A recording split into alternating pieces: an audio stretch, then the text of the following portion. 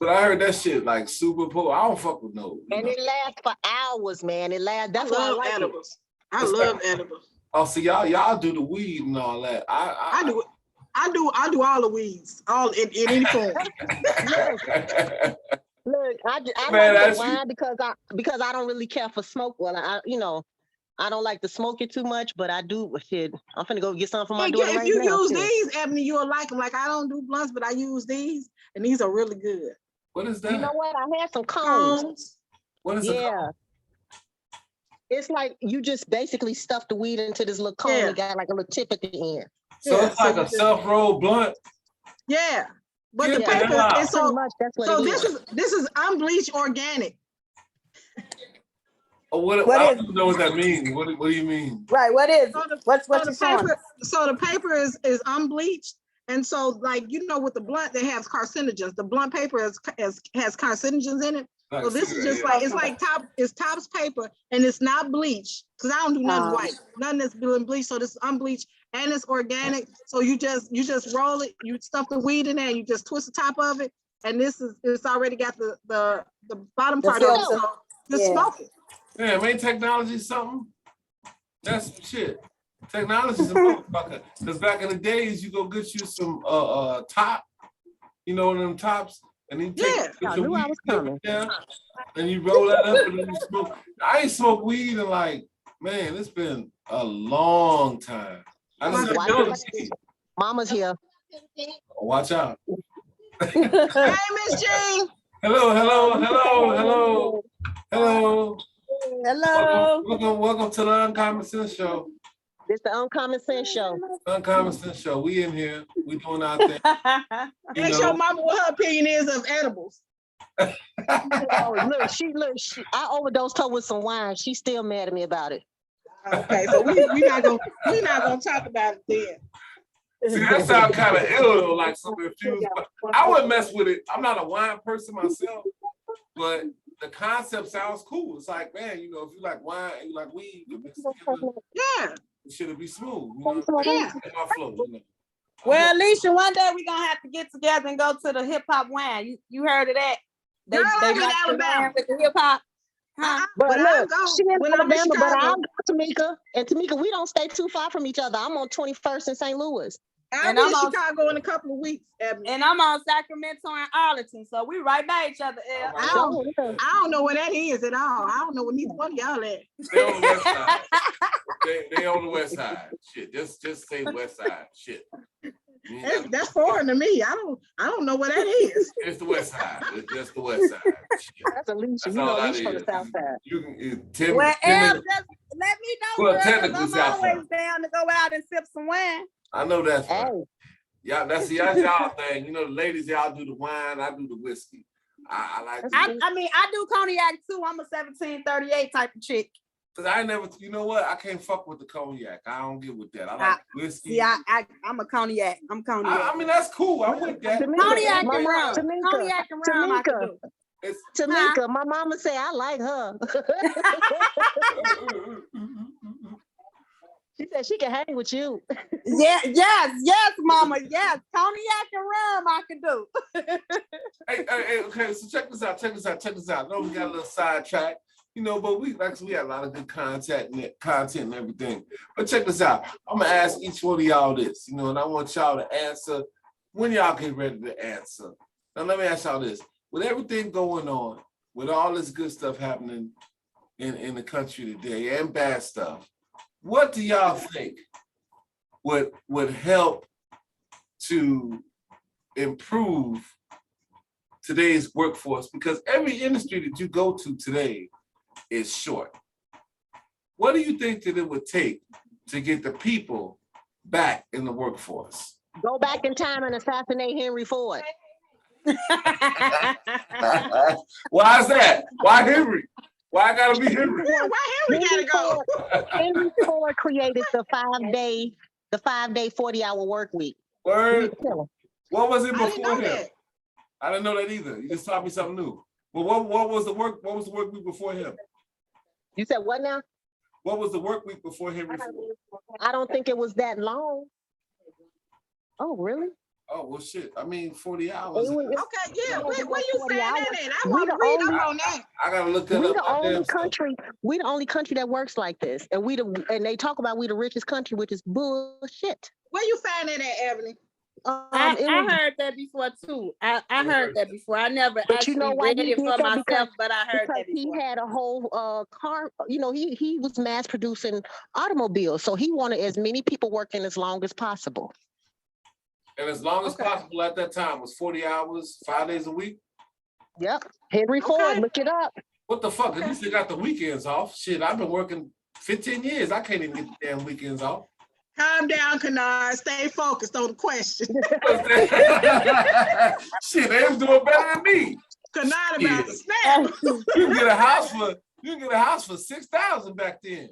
Shit, a But nice see, house, you a know, nice neighborhood. all of this stuff is bullshit because remember, think about it.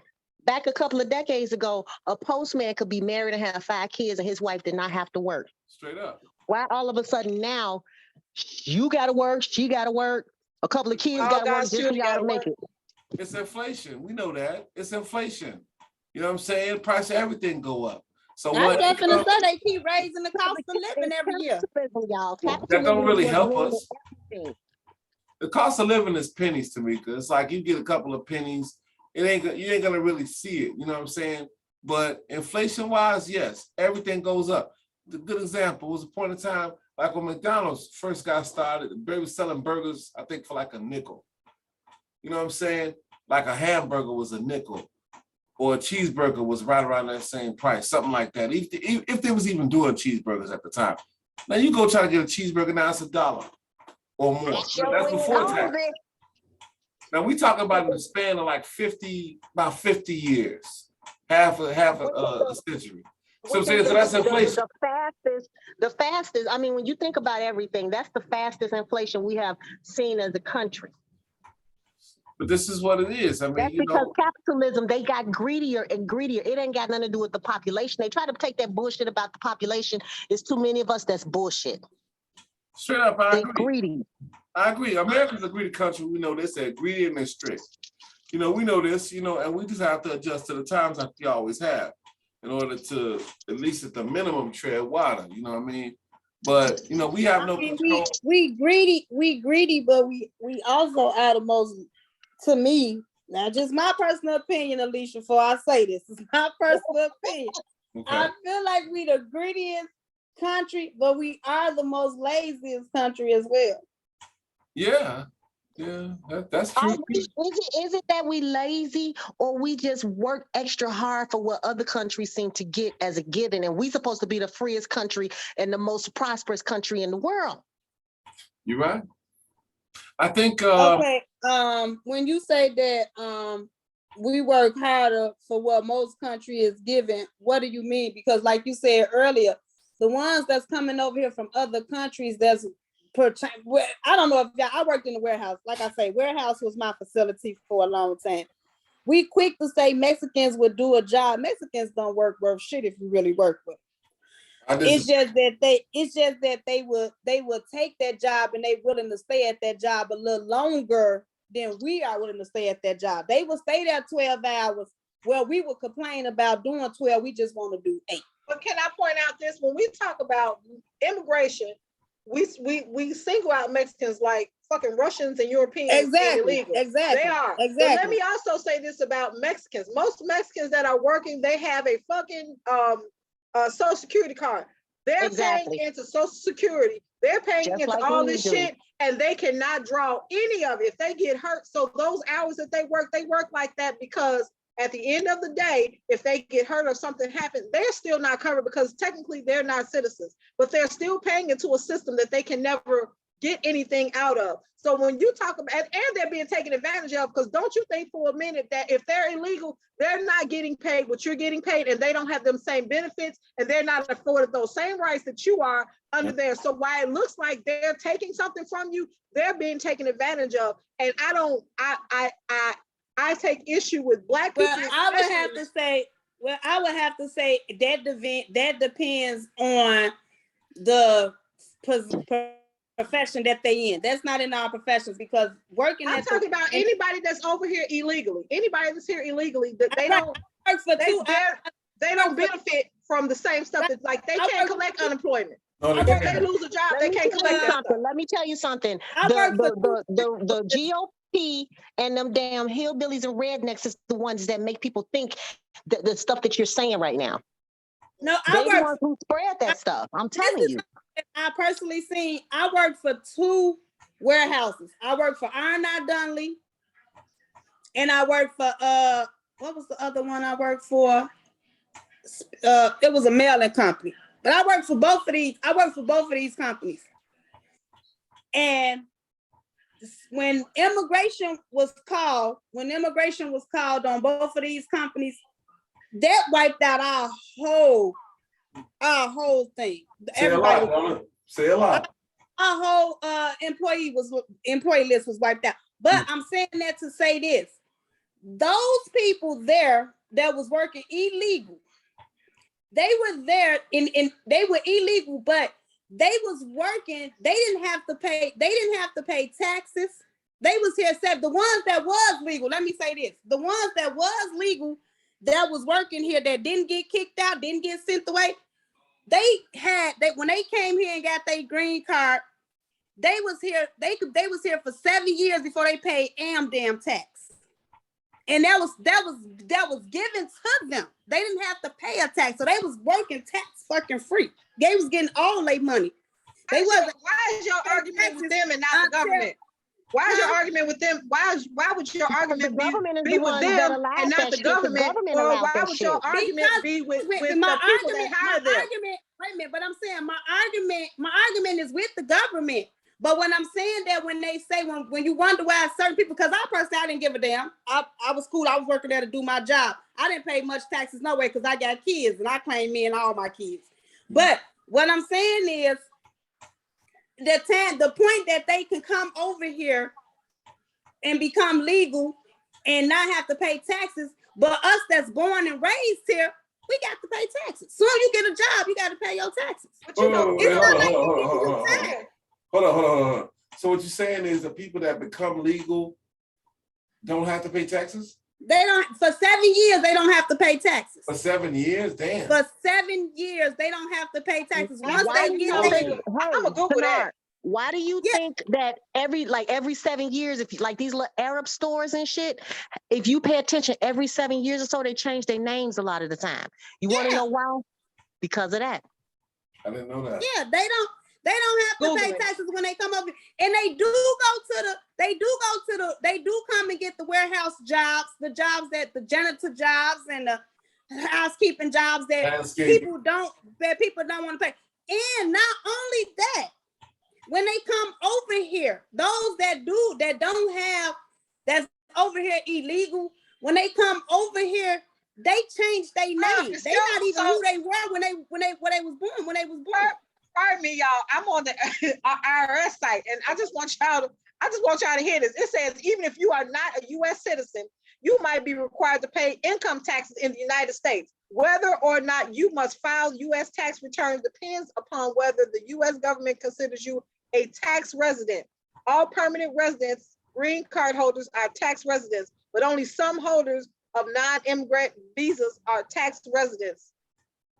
So even some of these people have to pay taxes. And my thing is like, to me, this waxes of poor folk fucking with other poor folk. Like the fight ain't with the Mexicans. The fight is with the people that hire illegal Mexicans. The fight is with the government that allow them over here. But the fight ain't with them, because how could you ever be mad and not understand why people are coming from a dilapidated part of the world trying to create a better future for themselves? Like I take no fault. If they want to come in there and work all the motherfucking work hours, they won't have at it. Because I get that. I have enough empathy and compassion for that.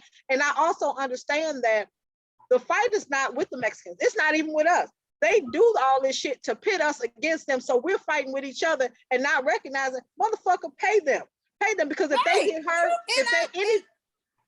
and so I don't like the term they come over here taking our job. They ain't taking shit. No, because we're not taking the jobs anyway. Right, we don't want the that's job. what I'm saying. I You don't want to work at McDonald's. I agree with that. We're not gonna work these jobs, but I understand why the ones that do have a problem with that. I understand why they have that problem. I talk to them. I don't work with Chinese. I don't work with Indians. I don't work with Africans. I don't work with Mexicans. I even work with Polacks. Won't ever work with them again, but I work with Polacks. Them are the shittiest people to work for. I won't work for a Polack. Let me say that. Yeah. But I work with all of them, and it's the same old thing. I hear it constantly. You know what I'm saying? So I can understand why some people feel. And I personally, like I say, I disagree. I tell anybody, Mexicans don't work like y'all think they work. Y'all think they come over here, they working hard. No, they not. They just as lazy as we is. The only thing about it is I'm not lazy. I take issue with saying we lazy. Like all black folks. Not all black people lazy black folk, but you can't quantify that all black folk. We all. I'm not saying all black people are lazy. But I'm saying that's just like, but that's equivalent to white folks saying all niggas are lazy. Like you can't say that. I'm not saying all black people are lazy. The Mexicans you work with are lazy as shit. I work hard as hell. I overdo my part, overdo my job. I'm not lazy, but I'm just saying I don't like to point fingers. So if I'm gonna say one group, I'm gonna say all. I don't like the because when you point one finger, you got three pointing back at you. That's just my thing. But my thing is not about pointing fingers. My thing is when you lump them all like that, like the Mexicans you work with might have been lazy, but to say all Mexicans like no, you can't say that. You don't even know. That's why I say it all depends on the profession that they're in. It all depends on the profession. I know some. I just think that it's bad. It's bad standing for anybody to say anything when it lumps everybody in there, because you're speaking as that's like saying all black folks are ignorant, all black folks can't read, or all both like you can't say that. And so when you say all Mexicans, like it just waxes real bad. That's a bad thing. It's called prejudice. Yeah, because you're lumping everybody into one pot, and that's how prejudice and hatred get started. Like at the end of the day, when you recognize that people are people, like I'm pro-black, I love black people, I love black men, but my people are my concern first and foremost. Exactly. But the reality of it is, I understand the desire to want to create. I have children. I want to give my children something better than I have, so I can understand them coming from where they were over here illegally to have something better. I get that. I have enough compassion for them. So to say that they're lazy or that they're taking something, I hear a lot of black folks talk bad about Mexicans. And not all Mexicans are productive. I've worked with some lazy Mexicans. I work with some lazy niggas. I work with some lazy white folks. Mm-hmm. It's lazy folk everywhere. But when you lump them like that, or when people say, well, they're taking our job, they're not taking shit. Work for the same people, so I probably know who you're talking about. Check. Well, I'm not. When I say we, that's me. That's me. My way of not judging. That's me. My way of not judging people. I say we. I say us as a whole. I say we as a whole. I'm not saying everybody is lazy, because no, I know for a fact I'm not lazy. Like I say, I worked in the warehouse, in various warehouses, and it has been times where I have done 2 and 3 positions on one shift. So not all black people are lazy. I just don't like to point fingers, because I don't like to single one person out or one group out. I like to say everybody. But my thing with that, even with that, is like you don't know people's situation. Like I'm gonna speak specifically to me. Like my daughter's going to college. I had to pay her semester. I paid for her college myself. So I worked a regular 9-to-5 job, and I left work and went right to another job. So when I got home, somebody might have perceived me as lazy, but motherfucker, I just worked 16 hours, and I worked 16 hours for 5 days. So you might catch me on the one day. Guess what? I don't feel like doing a motherfucking thing, because I've worked 16 hours for 5 days straight. So you might catch me on a lazy day. That doesn't necessarily make me lazy, but when you don't know somebody's story, it's real hard to judge what they're doing, but you don't know why. You don't know what they've endured or what they went through. I will say this one thing about the illegal immigrants, or immigrants for that matter. One thing's for sure is they're not going to make nowhere near as much money in their country of origin as they would in America. So they get over. That's what I was going to say. Can you imagine how shitty it got to be for them to think that this is sweet? Well, see, that's what I'm saying. Is because, like I say, America's a very rich country, but again, we're also very greedy. and it is a capitalist country. And we Okay, but I will say this: they not gonna let you come over in their country and buy up nothing and work over there. well, why would we? I mean, if you go over there, it's like, but I'm just saying. I mean, no, it's some beautiful land in Mexico. It's some beautiful land in India. It's some beautiful land over there.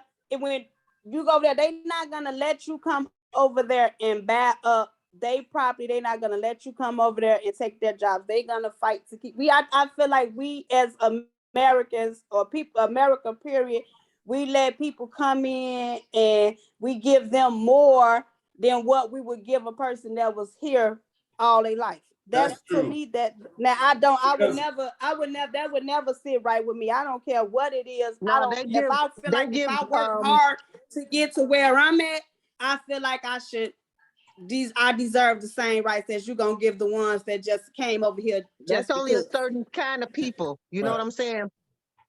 That's only a certain kind of people. You know what I'm talking about. Sent the patients back. Y'all see how they sent the patients back. So we ain't talking about us. Send the niggas back.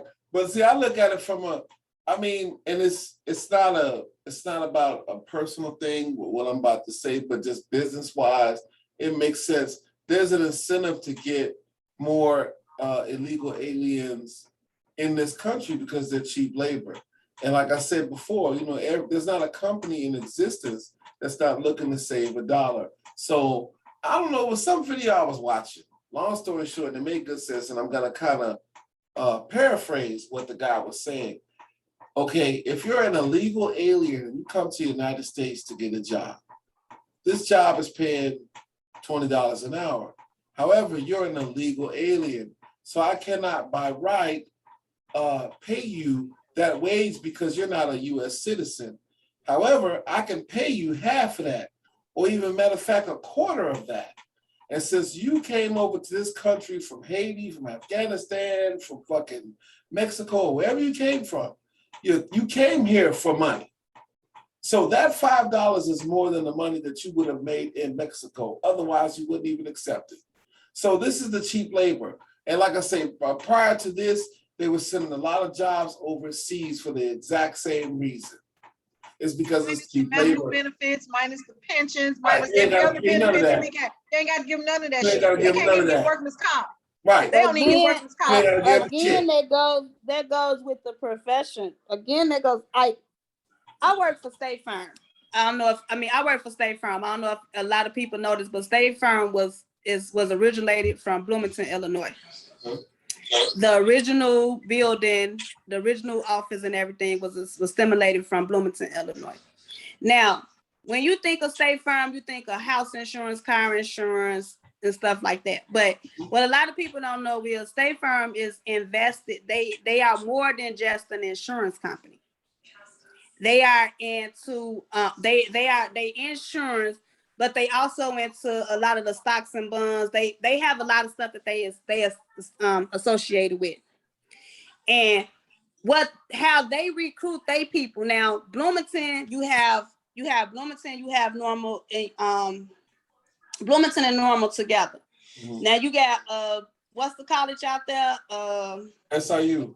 SIU out there. You got SIU. ISU, because my daughter went there. ISU. Yeah, you got ISU out there. Yeah, my bad. Then up the road you got Lincoln College. Thanks for laughing. You have further down the road you got Southern Illinois. So you have a lot of college students that's different various colleges that's within that area. But what they do, and I'm not, and like I say, they not paying them lower wages. And I know because one of I was real cool with one of the recruiters from State Farm. I was real cool. They literally was paying for people to come from other countries, from India, from China, from what was the other one? Pakistan. They was literally paying for them to go to school down there. And some was up here was going to school, but they was paying for their tuitions. Because at the end of their tuition, at the end of their college, once they graduated, they was guaranteed a job in State Farm. They was even paying for their green cards. So they were bringing them, instead of collecting the ones that was right here in their area, they were going elsewhere to collect, and they was collecting them to be ITUs, to work with their computers and to work in they various other departments that they had. But they didn't recruit nobody that was within America. They was leaving out of America going to get people.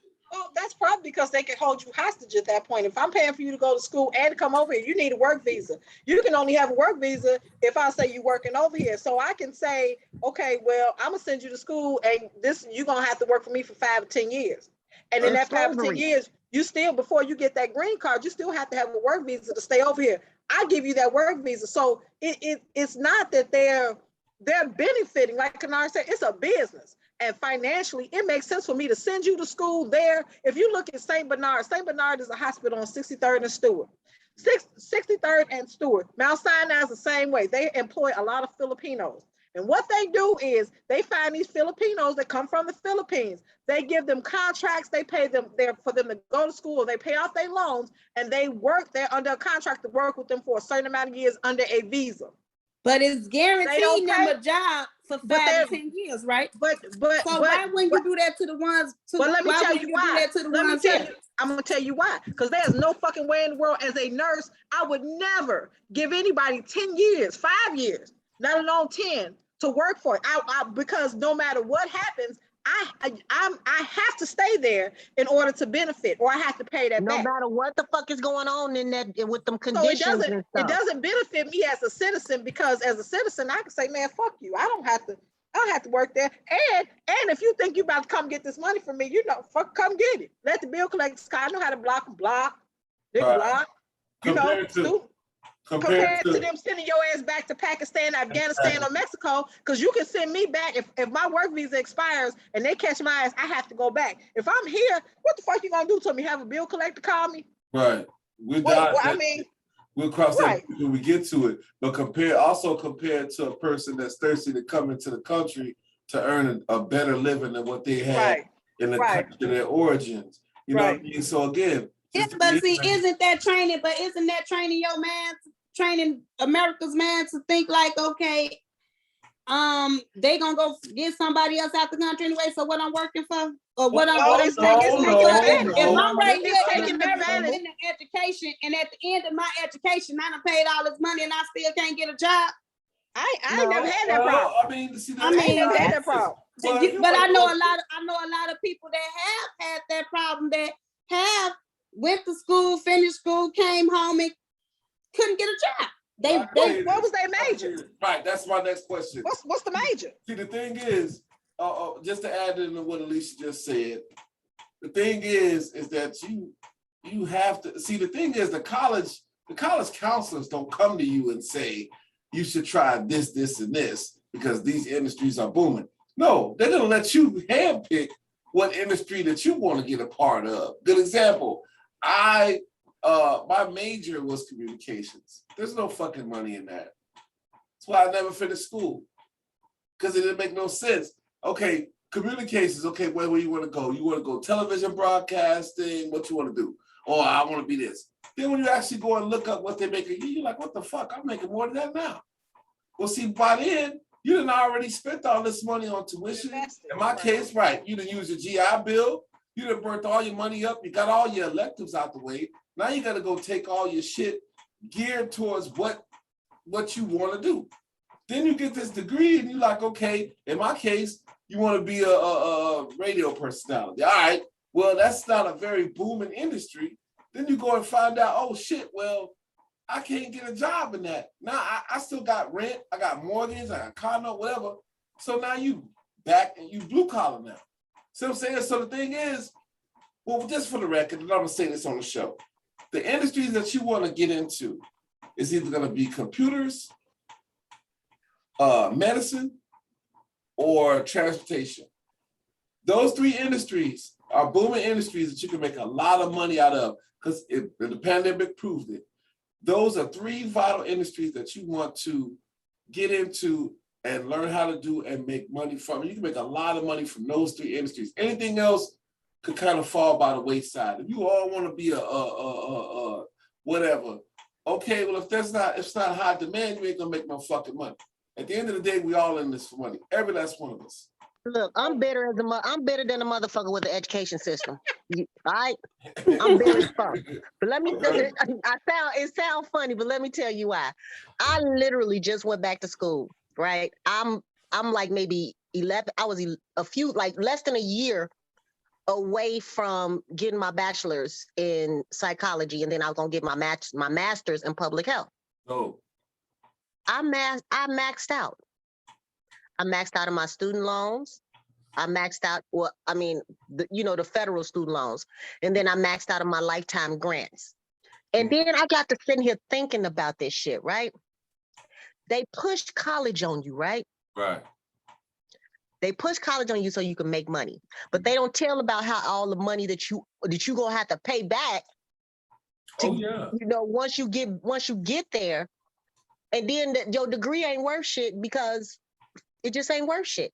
Mm-hmm. You got to pay all this money just to owe money just because they say this is what you need. So what do you do then? You go get a job. With your college degree that you're not even getting a job in like you said, you communications. Now you're supposed to work. Right. Because I have an associate's degree. I had an associate's degree in medical billing and coding from like a technical college. I never used one goddamn day in my life. See, that's the thing, is that it's sitting in my bookshelf under my goddamn books. My degree. Well, the bright side of that is, and just for everybody who's watching the show, who will watch the show, the bright side is it's never too late as long as you're above ground. You do have an opportunity to go back and take this information and say, hey, I want to get into this industry because I know it's booming, that industry because I know it's booming. So you're not cut off. You know what I'm saying? Right. It's always a way. If there's something that you want to do, because we down to the last 7 minutes, y'all. So we going again, right? So we're gonna do another one. we can do another one. It's getting good tonight. I mean, it's on y'all. If y'all want to do one more. Well, look, Alicia, it's time for you to crawl your old ass up in that bed and go to sleep. Goddamn it, I'm woke. Y'all done woke me up. Y'all done woke me up with the shit. I'm up. I got it's on y'all. It's on y'all. I do too. I mean, but it's on y'all and shit. I got a little bit of buzz left, so it's on y'all. If y'all want to roll another one, we can roll another one. If not, then we can cancel out. It's up to y'all. We can take a vote, whatever. You know what I'm saying? I'm full, I'm sleepy, and I'm cranky. And I'm thinking about and y'all got me thinking about my goddamn life, and I'm ready to go to bed. It's off now, I'm better now. Look, I'm better now. So I got to go to bed. Well, I mean, it's a little bit late. It is a little bit late. So what's the topic for next week? Well, I got a good topic for next week, y'all. Go ahead. I'm listening. I want to talk about microaggression. Okay, you gotta explain to me what that is. I don't know what. Right. Yes. Okay, so yes. I'll break this down. So, as a Black woman, I've been a supervisor in various situations. I've been a supervisor. Okay. And what I've noticed as a Black woman, even as light as I am, especially with my hair looking the way that it does, I'm always, whenever I'm justifiably angry, upset, or whatever, no matter how I present my anger, my concern, or frustration, I'm always viewed as being ridiculous, being an angry Black woman, being, it's never, my anger or my concerns are never justifiable. It's always, and it's never said, but the way that it's treated is always as if I'm being overly hostile. I'm being overly emotional. I'm being, I remember this situation recently. I got into it with a senior leader, somebody in a senior leadership position. She rolled up on me like we was on 79th Street.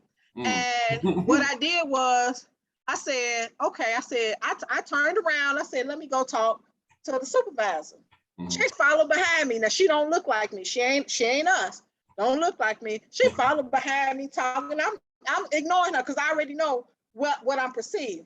So I'm talking to the supervisor who looks like me too.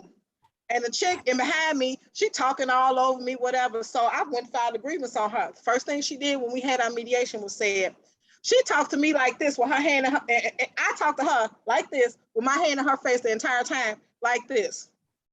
And Alicia Never don't do did that. Alicia But don't do that. but my issue was this. Because I didn't look like her, and because the person that was mediating us didn't look like that, it was okay for her to do that because that's how she portrays, or that's how she viewed me. Even though I wasn't doing that and that didn't happen like that, that's how I was viewed.